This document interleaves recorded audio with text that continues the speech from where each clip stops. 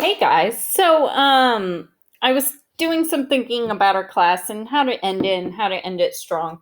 And I kind of want to go off your strengths, which to me seems to be poetry. And I know a good amount of you love art, not all of you. But anyways, we're gonna do a poem analysis slash comic. So I'm going to nix the IAB because I think this will really be a demonstration of your skills that we've been studying in the class thus far this quarter. So first, you're going to fill out the analysis form for the poem.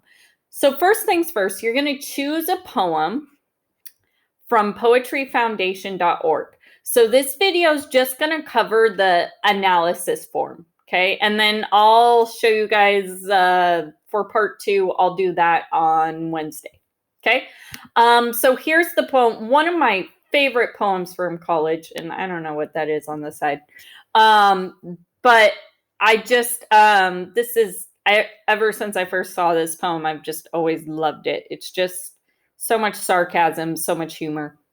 Anyways, this is Just to Say. This is by Carlos Williams. He was born in the 1800s, died in the 1960s. So let's just read this poem. I have eaten the plums that were in the icebox, and which you were probably saving for breakfast. Forgive me, they were delicious, so sweet, and so cold. Okay, so now it's a short poem. Simple, sweet, short. So now what I'm going to do is start my analysis. Is this the one I want? No, this is. Okay, here we go.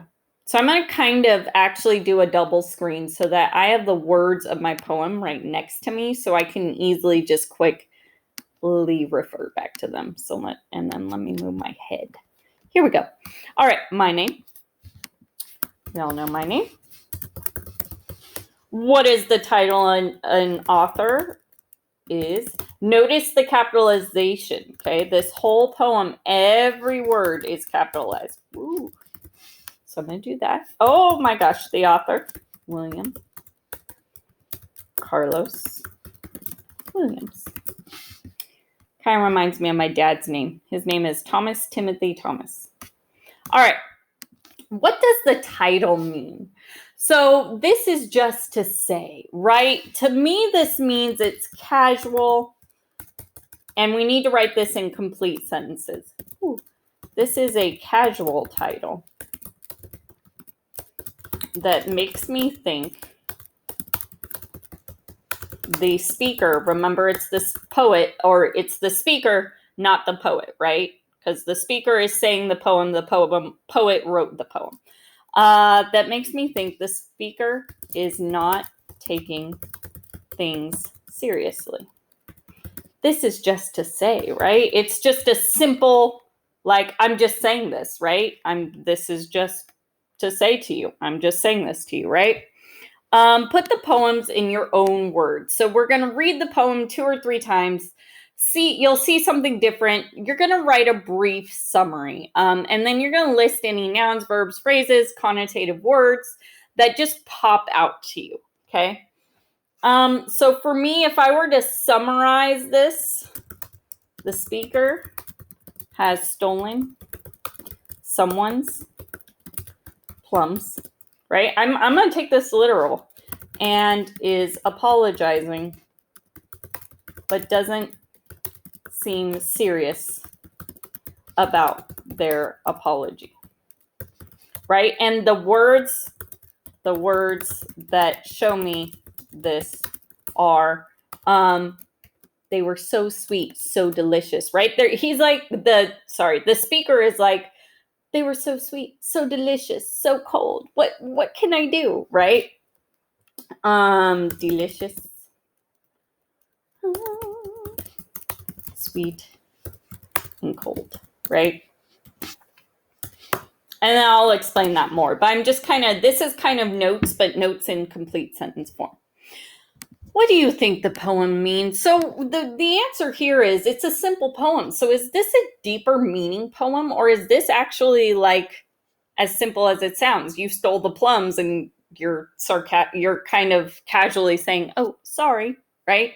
Do you think the meaning of the poem, now think of the meaning of the poem. So don't find the obvious meaning, right? We're going to look at this closely. We're going to see where the shifts of the poem are, right? Could it be a language? Could it not be?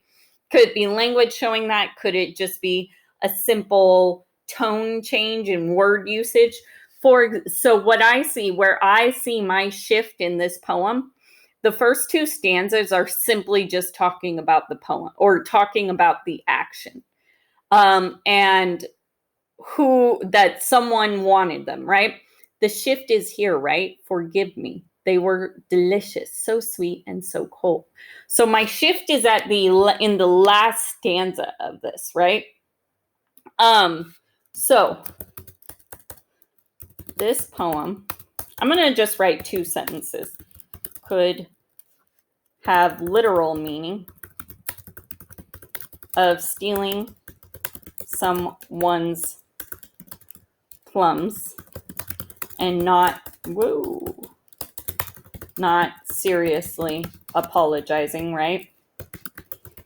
Or this poem could have a more negative connotation and be some sort of revenge or angry action towards someone deserving. Okay, so this could, and this is me just coming up with my own ideas. I might not be right, but this is just what I'm seeing, right? Is this person can be sarcastically apologizing for stealing something from someone, but not really feel super bad about it. Usually, I think if someone's sorry but not sorry, they're not sorry because they feel the other person deserved it. So that's just my interpretation. I could be wrong, right? All right. Tools the poet uses. So what tools is this poet use it? I don't really see similes. I don't see metaphors. I don't see personification. The tone, though. Point of view, the speaker's telling the poem, imagery. We have imagery, right? Alliteration, repeating the same letter. No alliteration. But we have tone and imagery, right? So, here, the tone is sarcastic. And I know the tone is sarcastic because the last stanza, forgive me, they were delicious, so sweet and so cold. It's like, yeah, I'm sorry, but they were so good, I'm not really that sorry, right? So the author, the speaker uses a sarcastic tone to show they are not fully regretting their actions. The speaker also uses imagery to show how they stole the plums. Okay, cool. And then I think the simplicity of the poem shows that the speaker is not taking the situation seriously. Okay. All right. Theme. What is the theme? So what's the message I could take? What's the overall worldly meaning I can take from this? I don't know. That's a hard one. What is the theme of this poem? For me, the theme, if I were to think of the overall message, right?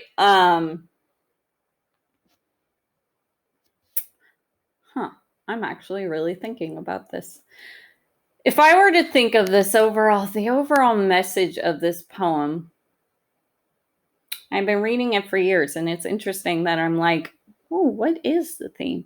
I think the message here is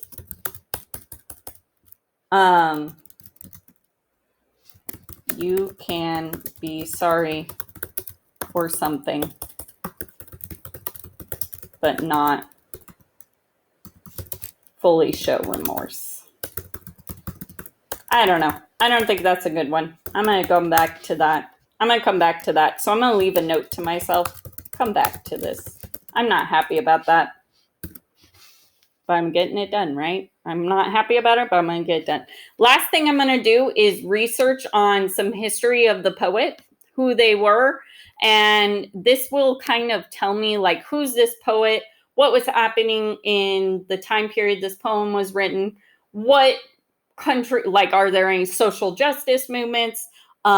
Is he going through issues with his spouse? Because I know he was married. So did he like leave this for his wife as a sarcastic joke?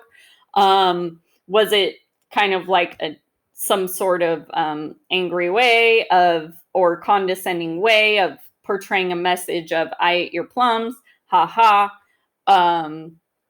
So I'm going to do some research about him, on him.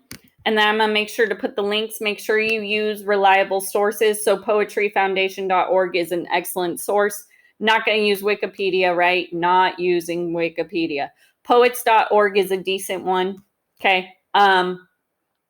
So I can also look up poetry analyses on this poem and kind of see what the theme is, because I was struggling with that. You can look it up, but you can't plagiarize. Remember that. You need your own ideas. Okay, so there's the beginning of my analysis. I'm going to eventually write a paragraph analysis, show you guys. That's going to be on Wednesday. We're going to do part 2. Okay? All right. Good luck. Have fun. Bye, guys.